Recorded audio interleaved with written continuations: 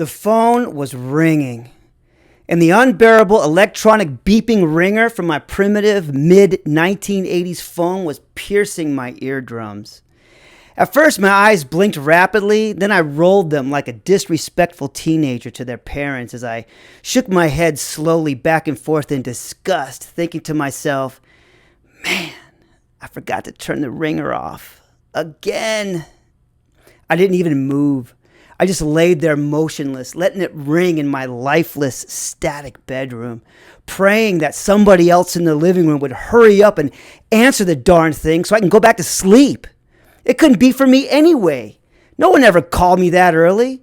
Besides, it was Sunday morning, for crying out loud. I was tired. And I'd been out late the night before partying with California kids. Just as I was about to fall back asleep, my mom quietly knocked on my door. And the reason why I knew it was her knock was because it was quite different from the pounding knock of my dad. You know those dad knocks? Phone's for you, she said. Loud enough for me to hear, but soft enough for me to know that she cared.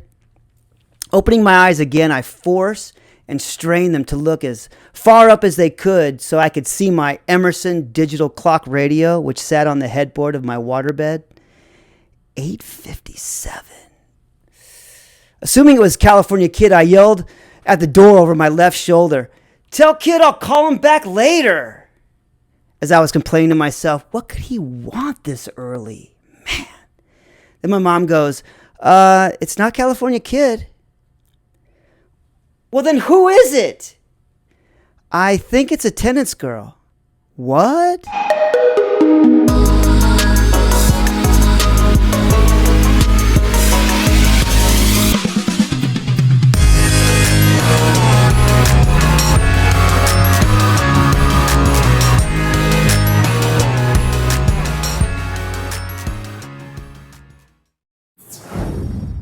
Hello everyone, my name is Bishop Friesch, and I want to welcome you to My Life Through Music, where I talk about the songs and music that were either there at the time or describe thoughts, feelings, or emotions I was experiencing at those particular places and at those particular times.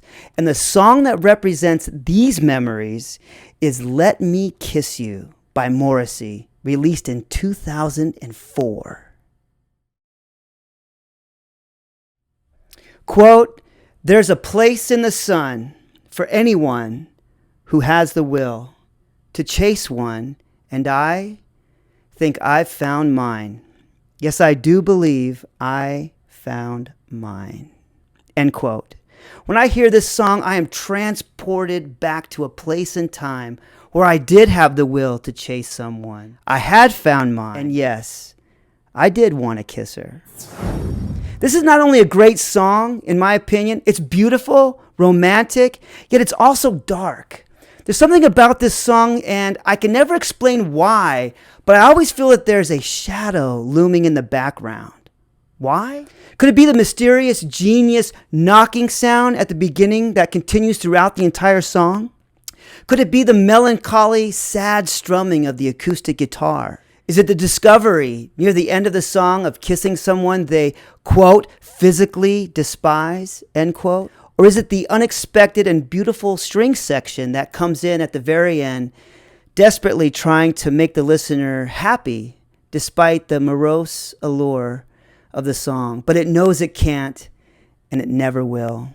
Whichever it is, each of them have their place, and they perfectly accompany each word and each sound and each emotion to this song, making it perfect and complete.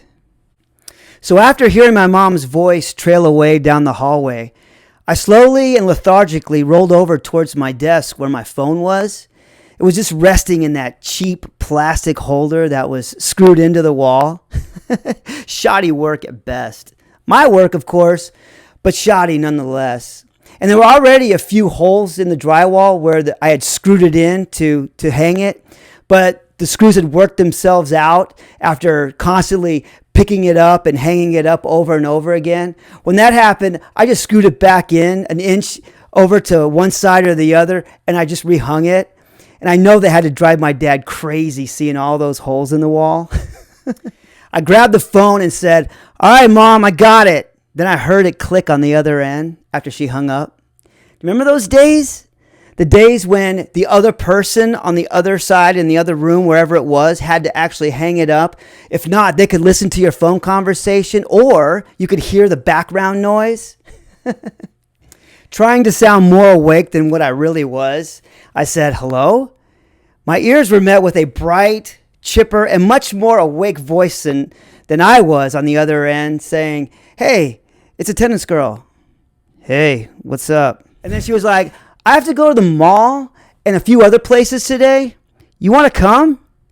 And I thought to myself for a second, well, the mall sounds pretty cool. I don't know about that other stuff. Wait, what am I thinking? And I was like, yeah, I'll go with you. This is it. I thought to myself, this is where I can see what's up.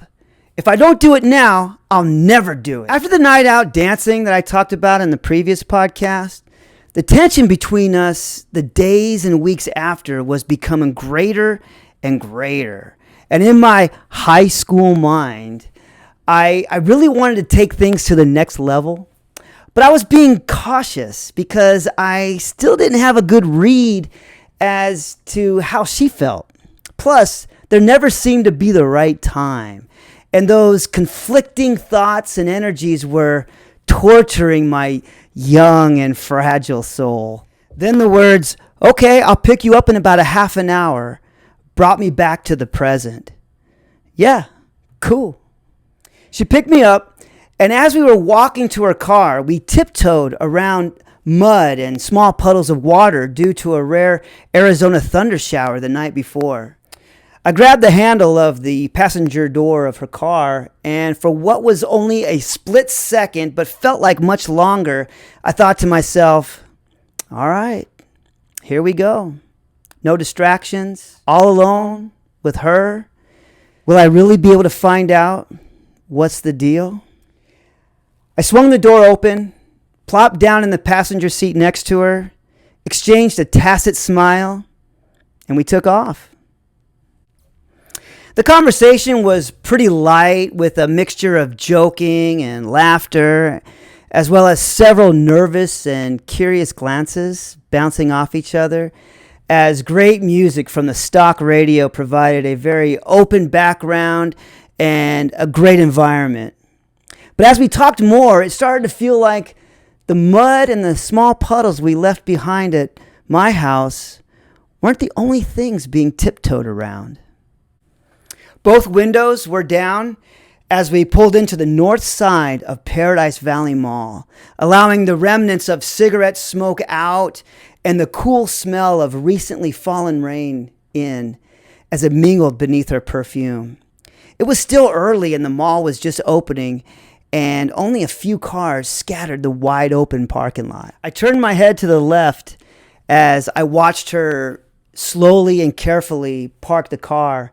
And without thinking, I unbuckled my seatbelt, turned, and squared my shoulders to her. And the reason I did that was because I wanted to say something about us. The funny part was, up to that point, I still had no idea what I was going to say or what I wanted to say. My mind was completely blank as I stood there, tongue-tied and dumb, just waiting for the words to just magically appear. But they never did. As I continued to watch her as she unnecessarily fidgeted with her keys and her purse, pretending not to notice me, I sensed for the first time ever the slightest hint of nervousness from her. But then without warning, she abruptly stopped, froze, and her eyes met mine, and she looked at me like she had never looked at me ever before. The sun behind the thick cloud cover spread a silvery hue into the car from the back window, bringing out her eyes and highlighting her sharp facial features. And the only thing I could hear was the mourning, as I quickly went from searching for words to not needing any words at all.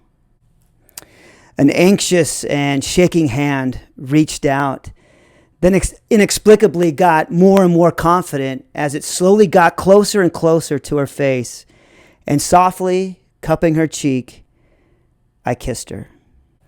And that deep swell in the ocean I spoke of in the previous video, well, it turned quickly into a powerful tidal wave. Both our waves met, joined, gathered momentum, and roared towards the shore until fiercely crashing to the sand, rolling, reaching, and then extending to its farthest possible point until slowly retreating back into the ocean. After a few long moments, we both pulled back, somewhat shocked, and the looks on our faces simultaneously went from nervous and unsure to serious and deliberate. With our eyes wide, alive, and staring, I saw and recognized something in this woman, something that I would only scarcely see throughout my life, at least not that deep and not with that much clarity.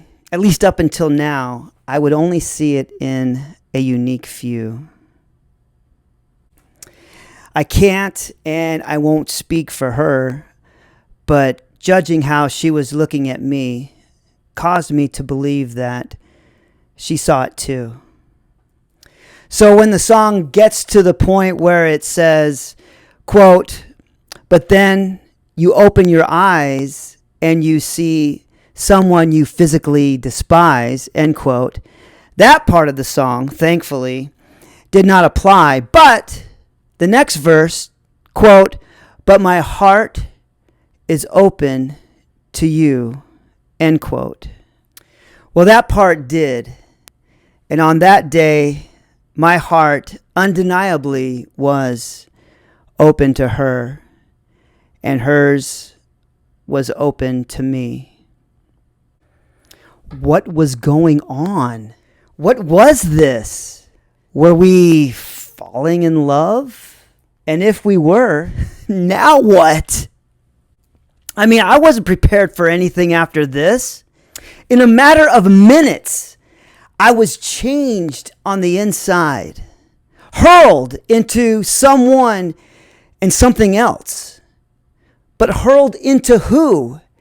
And thrown into what? The only thing I did know was I didn't have much time to figure this all out. The clock, as it always had been, was ticking. I'll put the link to this song in the description below so you can listen to it now if you like, or check it out whenever you can, however you access your music these days. But when you do listen to it, you'll know what I mean. And this is why I want to thank Morrissey for this beautiful and incredible song. And also why Let Me Kiss You is where it's at in my Life Through Music playlist. As always, I thank you very much for being here. I know your time is valuable, and I want to invite you to spend the next podcast with me when I'll talk a little more about my life through music.